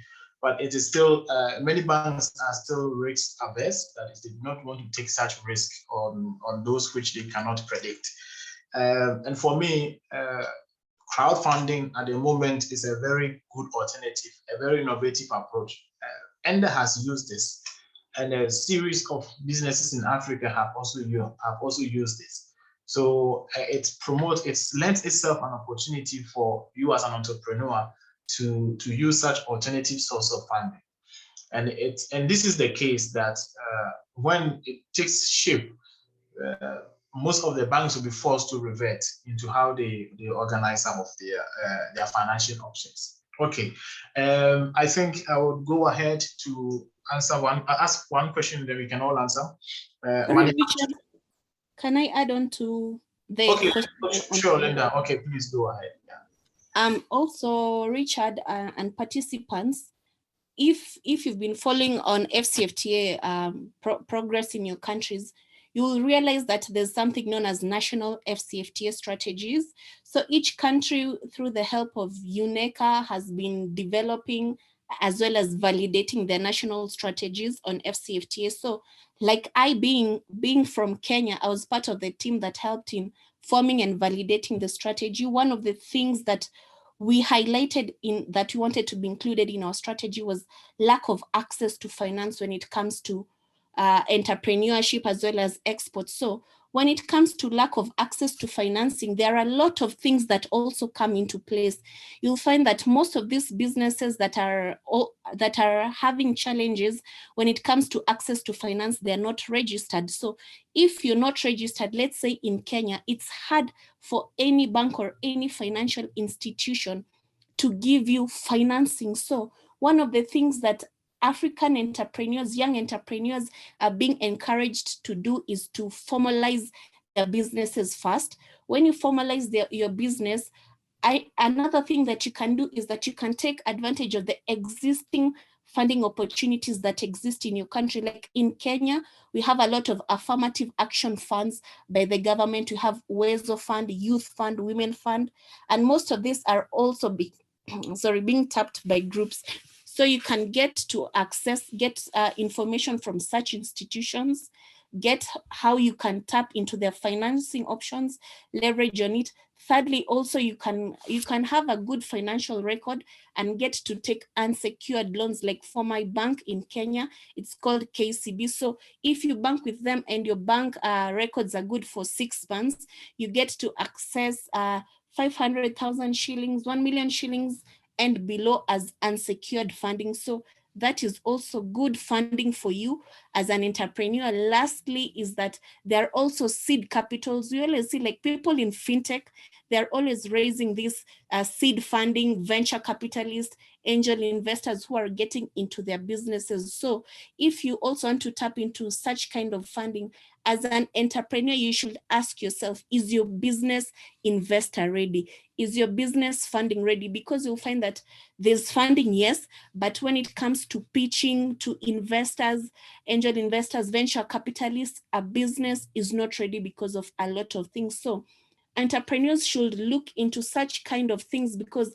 there's a lot of funding. I can assure you that being an entrepreneur, there are a lot of funding, but businesses are not yet ready for such kind of funding. So in AfCFTA, look at what your strategy is saying on funding, what other available options are there. Then lastly, as a business, are you investor ready, venture capitalist ready? Then now you're good to go and take advantage of all these funding opportunities.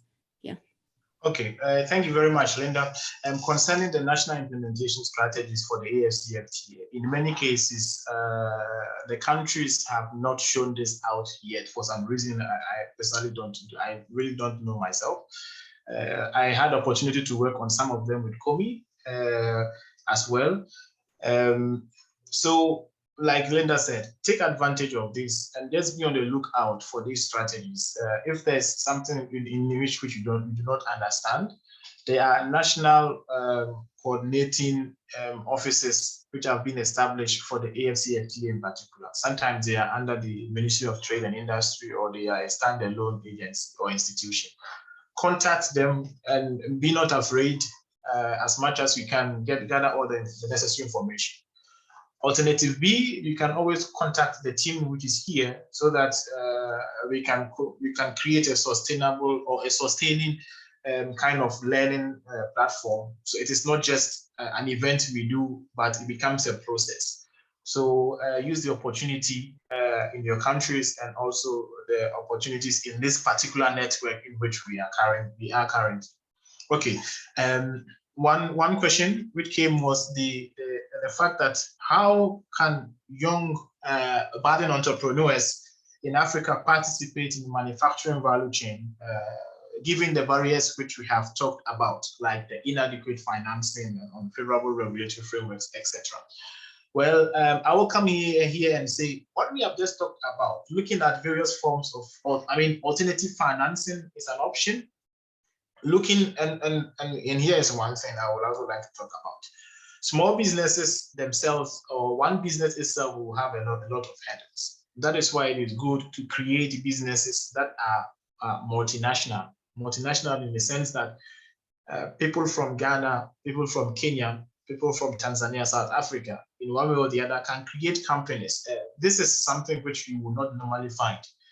And that is the basis on which you can create companies which are already regional. And by so doing, it offers itself a lot of prospects to see how you can engage in manufacturing. So if I could take part of a processing in Ghana, and my fellow business owner or colleague could take up the distribution in Kenya, we are already creating such an atmosphere where we can partake in the value chains that we are actually talking about. And that comes from the very formative stages of our business, forming businesses which is already multinational. And that really helps. Okay, I would like to go ahead and see if there are further questions. We have 15 minutes more, so at least we can take one or two more. I think you can raise his hand or her hand and just ask a question. Yeah, somebody can just raise the hand and just ask the question. Yeah. Okay, so I think this is Tarai. Please come in. Good evening, and how's everyone? Good. Go ahead, please. My contribution is yes, I'm doing development studies, and no matter how hard we try to get connected and get close to each other in terms of doing business, it is also very important to understand the social aspects amongst African countries. How best can we try to mitigate conflicts like tribal wars and ethnic groups? Those are the other things that tries to disrupt the upcoming businesses.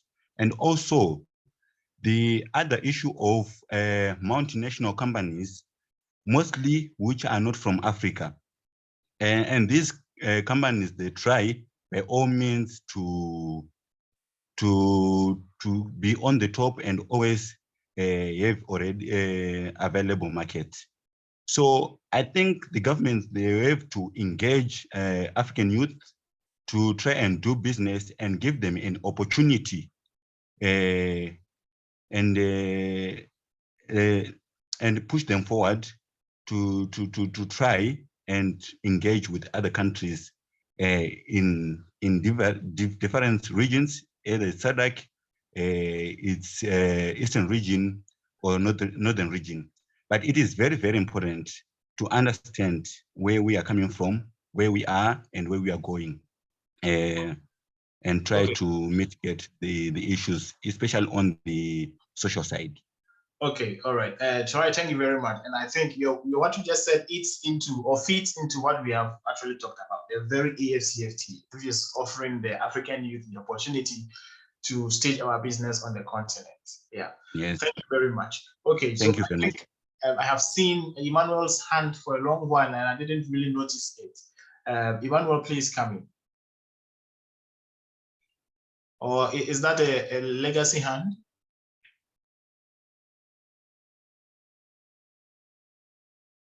Okay, then I would ask Franklin to come in, please. Franklin. Thank you so much. I have a question regarding the manufacturing value chain. My name is Franklin Mireri. I'm based in Arusha, Tanzania, working with ULEAD Africa. I just wanted to ask you, the presentations have been wonderful in terms of giving us a perspective of the manufacturing value chain. But the question I wanted to ask is tied to what you mentioned about non-tariff barriers, excessive documentation or processes at the borders. How then can African youth take part in these manufacturing value chains, knowing that at present, for example, just what you mentioned about wheat, for example, or leather, or the case of ENDA, that a country can very easily come up with a non-tariff barrier, like saying, for example, that we are not sure whether the leather from Nigeria or from Togo or from Kenya meets the standards of importation, yet they meet the standards when they're Chinese or American. So those are the potential non-tariff barriers that might potentially hinder a youth entrepreneur here in Africa. So my question is on that: how does the AfCFTA seek to encourage value chain manufacturing by the young people, but not fall prey to the non-tariff barriers that even exist as we speak? Thank you. Okay, all right. Franklin, just to quickly move on to this, non-tariff barriers. I mean, for our people on the call, non-tariff barriers are all those barriers which are not related to tariff, that is import and export duties. And that could be language, it could be logistics, it could be, as you just said, inadequate financing. So they are simply just non-tariff issues. And in fact, they are those which are really hindering trade in Africa, I would say. But nevertheless, and because they are many, you can only take them one at a time. For instance, the issue of cross-border trade where there is difficulty in understanding the quality standards or harmonized standards. ASO, that is the African Institute for Standardization. Yeah, they are looking to see, on one hand, how they could also build this up in terms of harmonizing standards or quality requirements, so that if it is accepted in Ghana, it should be accepted also in Tanzania or in South Africa. It's a slow process, but it is still ongoing. Not too long ago, I talked to a customs officer, and what he told me was that they are looking to see how different countries now have an automated system such that the product which is coming from, say, Lesotho, and then heading towards Egypt, both customs can already see that there's a product coming from Lesotho entering into Egypt. And when it is in Egypt, Lesotho should be able to see. So by so doing, it is eliminating a whole lot of non-tariffs which may be involved. Yeah, so I would say that there's not the hope, but there's the effort which is ongoing, only that is a bit slower. But with time, we will see. But like I said, it's a process which we will go through. But it's a good point which you raised, frankly. Okay, I think I have Ludo's hand. Ludo, I think you'll probably be the last person, and we can start to round up. Okay, go ahead, Ludo. All right, thank you very much for the lovely presentation. I'm sorry, there was something wrong with my internet, but I have several questions and I'm going to try and keep them very, very brief. The first one, I just wanted to know from a youth perspective as a worker, I think one thing we don't want to appreciate is not everybody is an entrepreneur, and not everybody has the skills or everybody has the passion to be entrepreneurial and want to do cross-border trade in the name of business. What not just protocols, but what areas have been made to sort of cover the people who are not business-minded? For instance, I mean, we continually speak that cross-border trade and people movement is very, very important. What about movement of me finding another job, for instance, in Ghana, because I'm a Motswana, right? And I'm looking for a job. What then for that one? And then secondly, another thing we overlook is RECs. And already they are struggling to integrate amongst themselves and find a balance within their countries, the policies, and finding a way to sort of execute their own policies that are a win-win situation for everyone. So how are we going to sort of migrate all those RECs and put them together? I just want to understand the process of that one, because honestly, SADC as an REC itself right now, it's sort of a bit imbalanced. And what I foresee with the AfCFTA, as amazing as the idea is, you do not want an animal farm situation where all animals are equal, but some animals are more equal than others, right? So what is the process that is going to allow every single country to find an equal footing, regardless of the economies of scale, regardless of where they are in the continent? I had a third question, but I think I'll just keep it brief because I'm looking for the sake of time, and I'd like my distinguished panelists to answer me the best way they can. Okay, thank you. Ludo, thank you very much. I will try to be brief on this. On the very first point of whether you are from Southern Africa, so that you'll be able to work in, let's say, in West Africa. I mean, it's to do with the free movement of persons, where on the issues of even entry, visa itself, how to harmonize it such that it's easy for you to travel. It is something which is being worked on. I mean, the free movement of persons protocol is not directly under the AfCFTA. It's a separate thing, but it is also part of the agenda of the African 2063 agenda, which the Africa we want is part of it to enable the AfCFTA, because goods will move with people. And so if goods are moving, people should also be able to move along. So that protocol is there. It's a matter of subscribing and then agreeing. How come that somebody from Cameroon needs a visa, for example, to go to Tanzania, when an American may not? This is something which the continent needs to work on. And like I said, the free movement is there to look at this. once again, it's a process which is slow, but there has been the initiative ongoing. So that will be from that aspect. In terms of the skills or expertise, I think it is something which has not really come to the limelight for discussion. So a doctor in Kenya can easily practice with certification in Ghana or elsewhere. It's something which I think will need a bit of time to work this out. But for business, for doing business, this is possible.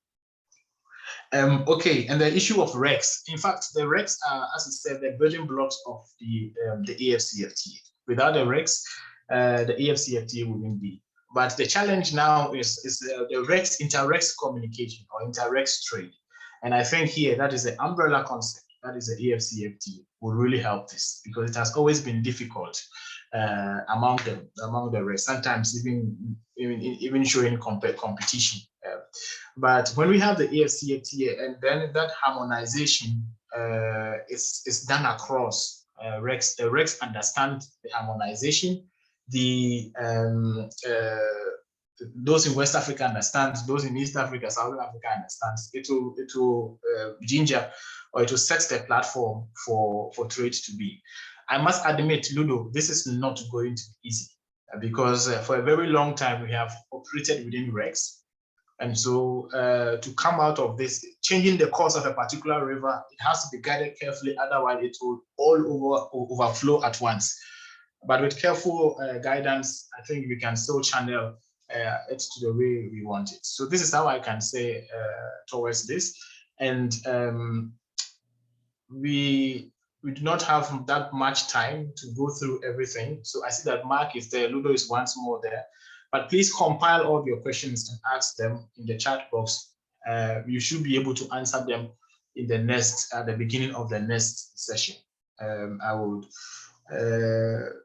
at this moment, would like to call once again on my colleagues from YALDA. But before, I would like to say thank you very much, Julia, for managing the chat box. Thank you, Komi. I couldn't grant you the timeline yet. Thank you, Linda, for all the contributions. Joshua, Valencia, Naomi, and everybody. It is a heartfelt appreciation that, and of course, to our participants, let's continue to dialogue in one way or the other to make our businesses prosper for AfCFTA. Okay, so over to you, Joshua. Thanks very much, Richard. And we want just to dive in directly into questions and answers. I think, Joshua, I think that was what we just did. Yes. Oh, thanks very much, Richard, for that.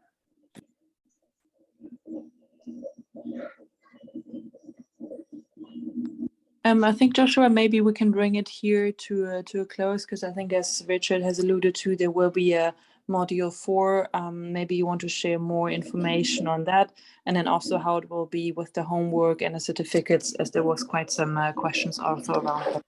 And yes, maybe we can reshare the WhatsApp group. Thanks. Thanks very much, Julia, for that, and thanks very much, Richard. Thanks very much, the facilitators who have been with us. I just want to inform the participants that we will have module 4. Module 4 will look at the final, it will be the final module, and it will look at tying together all the knowledge previously gained about the African Continental Free Trade Area, youth engagement, and its potential challenges to help us imagine what a successful future of the African Continental Free Trade Area entails, beginning with some of the achievements and ongoing projects facilitated by the trade agreement in various African countries like South Africa, Ghana, and Cote d'Ivoire since its implementation in 2021. Participants will become aware of the ways of which the previously mentioned objectives of the African Continental Free Trade Area are being met. We will also envision the post-pandemic recovery and renewal with the help of the African Continental Free Trade Area in revitalizing the continent's economies. African youth may also share the impacts of the webinar and other YALDA initiatives on their personal understanding of the sessions on the African Continental Free Trade Area.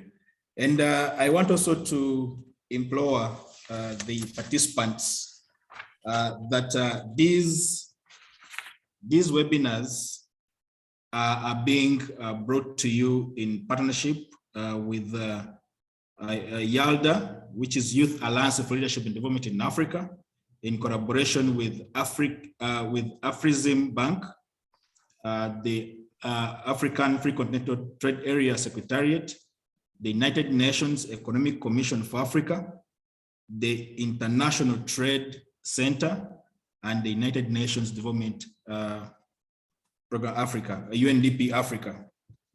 So all participants, there's a poll. Richard, did you launch the poll? On my side, it still asks to be launched. Joshua. Okay, let me take it from here, Joshua. Okay. Okay. Once again, I thank all of you for participating in this session. I think it was an interesting session because you all got to learn about the opportunities and challenges that come with AfCFTA.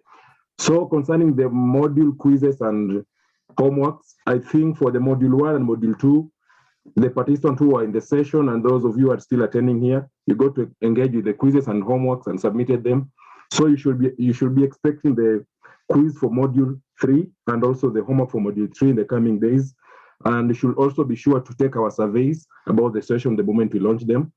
I think that's important. And also just try and get through, review the information that you've shared on our YouTube channel, the previous sessions, just to get an overall understanding, because these sessions began way back in May, and you might want to interact with them more just to gain the understanding about the AfCFTA. And as you get also to know about your national strategy, it's good to take ideas from the experts who have shared their knowledge in these sessions. So thank you all. And as Joshua said, the last session will be focusing on the implementation of AfCFTA, just trying to get the cases on how this is working and how it's going to be done forward. We should take also some examples from you guys who have attended the session from the first session to now, just telling us how the session was and how we're going to apply this knowledge going forward. So thank you all. And you can also join our WhatsApp and share, follow our YouTube channel, join our YouTube channel and follow our Facebook page just to get more information on the same. And that's all. Thank you for your attendance. And to our participants, to our facilitators, this was a good session. Our interpreters, kudos for the job you have done. And see you next time. The next session will be held on August 10th, same time, same place, good experts on AfCFTA. Thank you all. Thanks very much, Richard, for that wrap-up. And I take that, Joshua, but that was Valencia. Okay. Yeah. Sorry about that. No problem. So maybe I would like to once again thank everybody for the time, but don't forget to put the questions, the questions down and send it over so that we can answer them and send it as well once again. Okay. From my side, I would say good evening to everybody. Let's meet again for the next model. Thank you so much, Richard. Have a good evening. Thanks also to Kome, YALDA, and Valencia, and Joshua, everyone who supported us. Thank you.